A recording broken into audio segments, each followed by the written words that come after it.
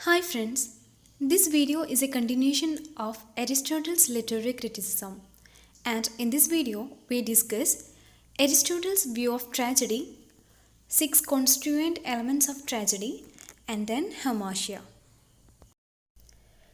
The poetics is concerned chiefly with tragedy, which is regarded as the highest poetic form. Aristotle defines tragedy as the imitation of an action, serious, complete, and of a certain magnitude, in language embellished with each kind of artistic ornament, the several kinds being found in separate parts of the play in the form of action, not of narrative, through pity and fear, effecting the proper purgation of these emotions. The definition falls into two parts.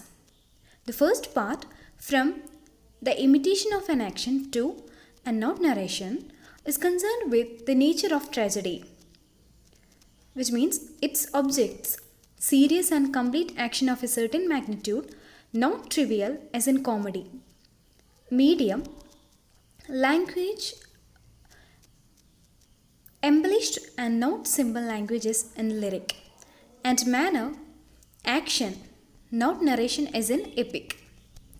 The second part is concerned with the function and emotional effects of tragedy, which is catharsis.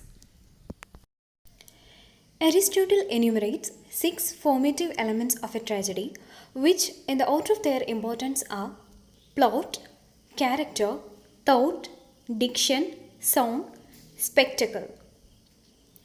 Plot means the arrangement of incidents. It is the action that tragedy imitates. Action ensues from character. Character is mounted by thought, which reveals itself in dialogue or diction.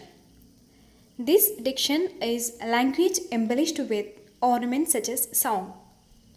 Spectacle means stage presentation. Least connected with poetry, adds to the power of tragedy. Plot, according to Aristotle, is the soul of tragedy and consists of a logical and inevitable sequence of events which have a beginning, middle, and end. Aristotle likens the plot of a tragedy to a living organism and says that it should be a complete whole as well as of a certain magnitude, like a living organism. In a successful plot, the various incidents are casually connected to one another, and it is impossible to remove a single incident without causing injury to the whole action. The artist must properly select and order his material and thus impart artistic unity to it. There is another kind of plot which is episodic plot. In episodic plot, incidents are not wholly integrated with the main action. It is the worst of all plots.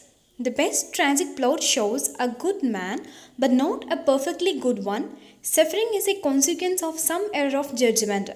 This error of judgment is known as hamartia on his part.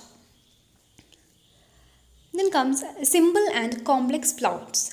According to Aristotle, plots may be of 3 kinds: simple, complex, and plots based on the depiction of suffering for their effect.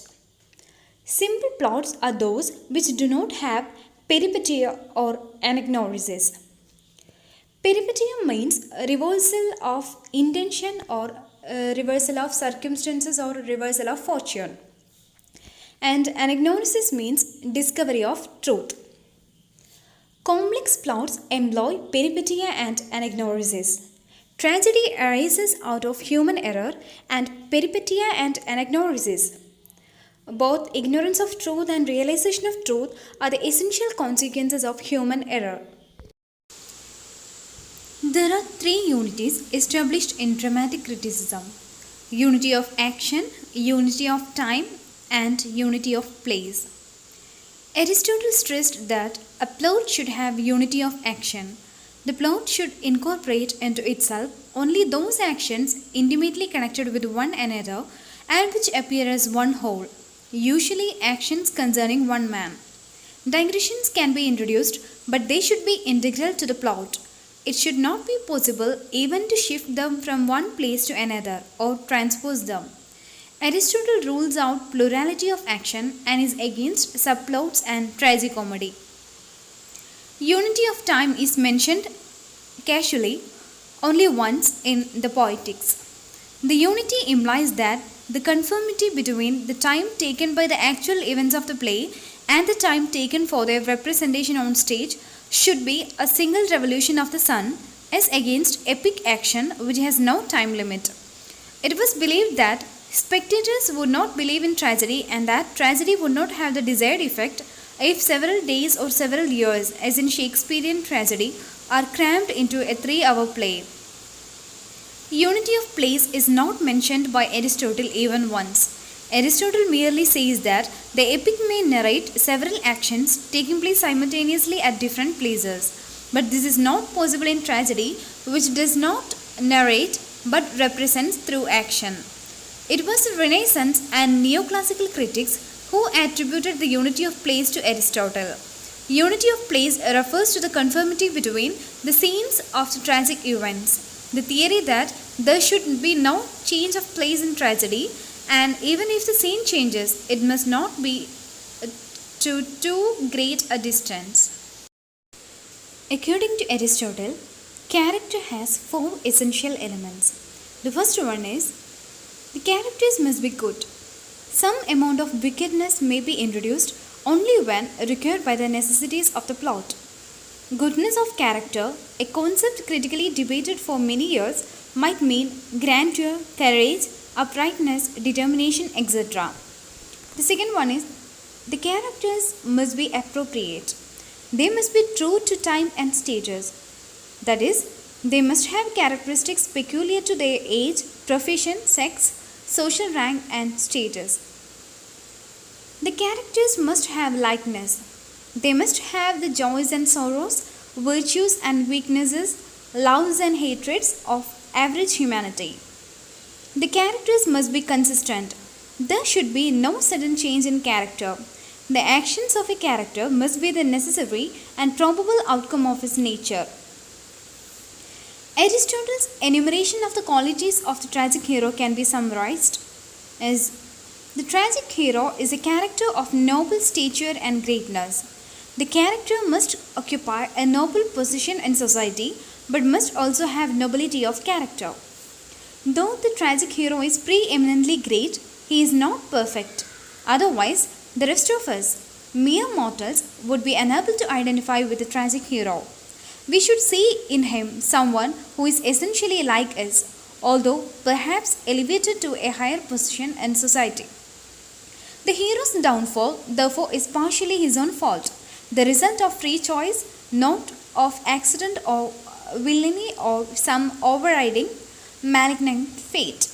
In fact, the tragedy is usually triggered by some error of judgment or some character flaw that contributes to the hero's lack of perfection noted above. This error of judgment of character flaw is known as hamartia and is usually translated as tragic flaw. Often the character's hamartia involves hubris, pride, as in the Marlovian hero.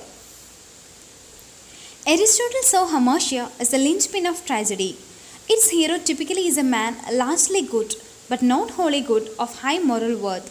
He is propelled into tragedy by his hamartia. A very common form of hamartia in Greek tragedy is hubris, poorly translated as pride or overconfidence. Hubris makes the hero to disregard divine warnings and violate moral codes. E.C. Bradley has attempted to identify the hamartia of Shakespearean heroes in the course of his efforts at applying the concepts of Aristotelian dramatology in Shakespearean tragedy. It could be argued that the hamartia is procrastination in the case of Hamlet, jealousy in the case of Othello, surrender to the physical self in the case of Antony. Aristotle argues that one function of tragedy is to arouse the unhealthy emotions of pity and fear, and through a catharsis, cleanse us of those emotions. The word catharsis, meaning purification in Greek, is a term borrowed by Aristotle to explain the function of tragedy. Aristotle states that the purpose of tragedy is to arouse pity and fear and thereby effect the catharsis of these emotions. The interpretation generally accepted is that through experiencing fear vicariously in a controlled situation, the spectator's own anxieties are directed outward, and through sympathetic identification with a tragic hero, his insight and outlook are enlarged. Tragedy then has a healthful and humanizing effect on the spectator or reader. According to Aristotle, the function of poetry is to give a certain refined pleasure, and in this he counters the view that the poet is primarily an ethical teacher. Pleasure is essential and moral function is only incidental.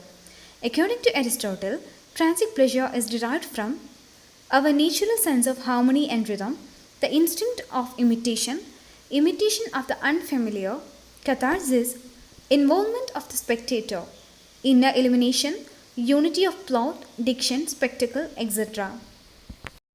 These are the main ideas of Aristotle's view on tragedy.